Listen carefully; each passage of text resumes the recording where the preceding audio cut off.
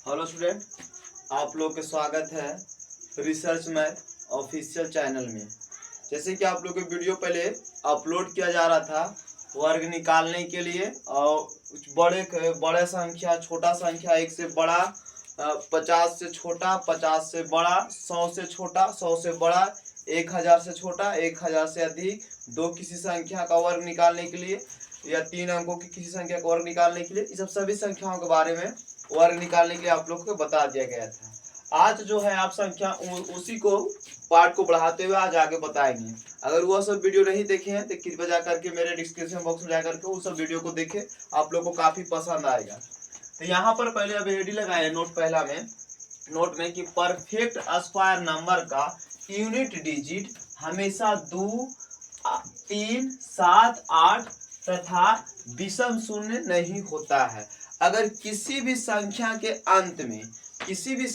अंत में 2, 3, 7, 8 रहे तो आप आंख मूंद करके कह दीजिएगा कि परफेक्ट स्क्वायर नहीं है।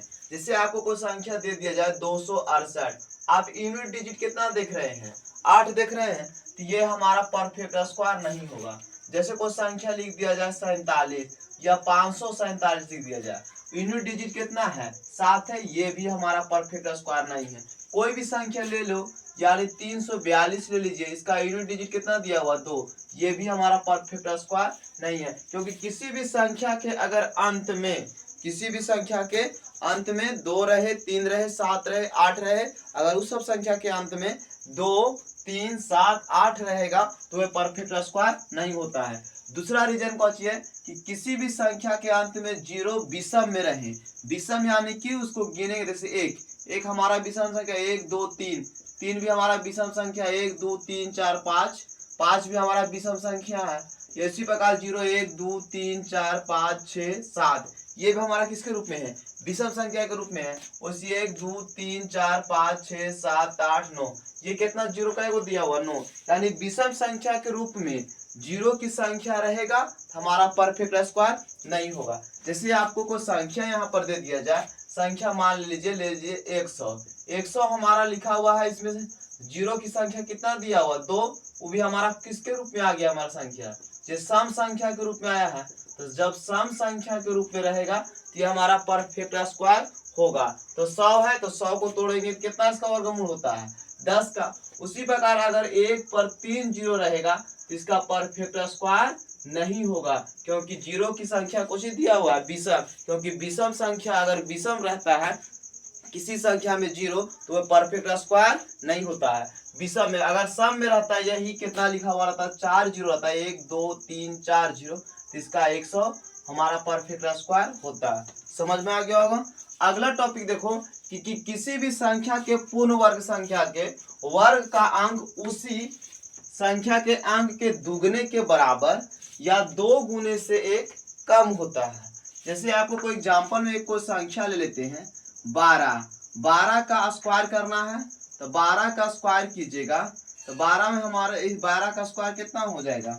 12 को संख्या को हमको दुगना करना है, यानी किसी संख्या का भी स्क्वायर करना है जो दिया हुआ संख्या रहता है 12 का, इसमें कितना अंक दिया हुआ है? इसमें कहिएगा सर इसमें तो 2 अंक दिया हुआ है, तो 2 अंक दिया हुआ है तो उसी का डबल कीजिए, तो 2 का डबल कीजिएगा तो कितना डिजिट? इसमें 2 डिजिट है, तो 2 दूना 4, या तो 2 गुने डबल करके उसमें 1 अंक को घटा दीजिए, या तो 3 आएगा। जैसे कहने का मतलब का है कि 12 का स्क्वायर करेंगे तो कितना आया मेरे पास? 144 आया। इसमें कै डिजिट आ गया? तो बोलेगा 1, 2, 3 डिजिट आया मेरे पास। तो वही कहता है कि किसी संख्या का अगर स्क्वायर करते हैं तो उसी का डबल आता है, या उस अंक से एक कुछ होता है, कम होता है। जैसे एक एग्जांपल ले लीजिए, हमें लेना है 6 डिजिट का अंक लेना है। कितना डिजिट का अंक लेना है? 6 डिजिट का अंक। अब 6 डिजिट का अंक लेना है, इसको स्क्वायर कीजिएगा 6 डिजिट का अंक लेकर के, तो अब हमको कहना है कि कै डिजिट का अंक आएगा। तो तब 6 डिजिट का अंक लिए हैं, तो आप 6 को कुछ कीजिएगा, उसमें डबल कीजिएगा 2 से, तो 6 को डबल करेंगे तो 6 दूना कितना आ गया? 12। या तो डबल कर दीजिए, यानी कि 12 डिजिट का आ गया ना, तो फिर इसी संख्या में कुछ कीजिए, डबल करके एक घटा दीजिए। तो हमारे पास 6 डिजिट का अंक है तो 6 में गुना कीजिए 2 से और एक घटा दीजिए। तो 6 दूना 12, एक घट गया, कितना गया 11 डिजिट। यानी कि 6 अंक का जब भी आप स्क्वायर कीजिएगा तो हमें 12 अंक के डिजिट का अंक प्राप्त होगा, नहीं तो हमको कितना अंक का प्राप्त होगा 11 अंक का डिजिट का प्राप्त होगा। अगर उसी प्रकार आपको कोई कह दिया जाए कि 5 डिजिट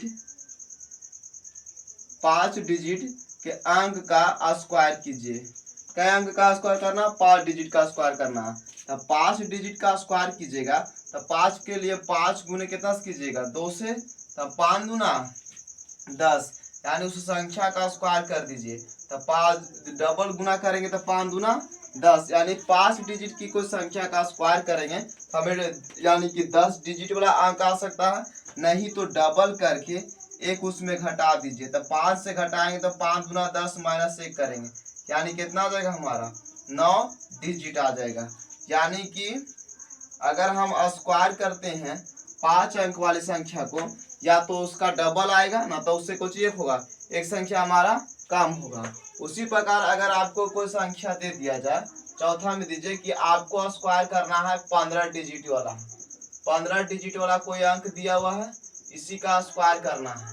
तो हमको इसमें पता करना है कि कितना अंक वाला संख्या इसमें आएगा। तब 15 डिजिट वाला का स्क्वायर करेंगे तब 15 में हम गुना करेंगे कितना से 2 से, तब 15 दूना कितना आ गया हमारा 30, यानी कि 30 अंक का इसमें संख्या आएगा। नहीं तो फिर इसमें कोशिश कीजिएगा कि 15 में 2 से गुना करके और एक घटा दीजिएगा। तब 15 दूना 30 माइनस 1 घटाइएगा तो कितना आ गया 29, यानी कि आप 15 डिजिट वाला अंक को स्क्वायर कीजिएगा तो हमारा जो और की संख्या प्राप्त होगी हमें कितना डिजिट का प्राप्त होगा, यानी कि 30 डिजिट का प्राप्त होगा, नहीं तो 29 डिजिट का प्राप्त होगा। जैसे उसी प्रकार आपको संख्या ले लीजिए 5वां में, मान लो हमको कोई दे दिया है 3 डिजिट का अंक, 3 डिजिट का स्क्वायर करना है। 3 डिजिट का स्क्वायर कीजिएगा तो इसका जो आप संख्या आएगा या तो इससे डबल आएगा, यानी 3 में गुना करेंगे जय दिया हुआ जय में, तब 3 दूना 6, यानी 6 डिजिट का अंक आ सकता है। नहीं तो फिर कोशिश करेंगे इसी का डबल करके आए किसमें हमें घटा देंगे, तो 3 दूना 6, 6 में से जाएगा तो कितना बचेगा 5, यानी कि 5 डिजिट का अंक आएगा। उसी प्रकार अगर कोई संख्या आपको दे दिया जाए 12 डिजिट का अंक, 12 डिजिट का हम ले लिए हैं नहीं लिए हैं, 12 डिजिट का स्क्वायर करना है। तो 12 डिजिट का स्क्वायर करने के लिए इसमें आपको कुछ नहीं करना कि इसका 12 डिजिट का कोई अंक दिया हुआ है और उसमें पूछना कि स्क्वायर करके तो कितना अंक आएगा। तो आपको जी कीजिए 12 को डबल कीजिए, तो 12 को डबल कीजिएगा तो 12 दूना 24 डिजिट आ गया। और इसके बाद फिर देखो 12 का डबल करके एक घटा दीजिए, तो 12 दूना 24 माइनस 1, यानी यहाँ पर आ गया हमारा ये संख्या 12 दूना 24 एक हो गया हमारा 23 डिजिट का। कितना संख्या हो गया हमारा 23 डिजिट का हो गया संख्या। इतना तो नोट कीजिए, उसके बाद आगे बताते हैं।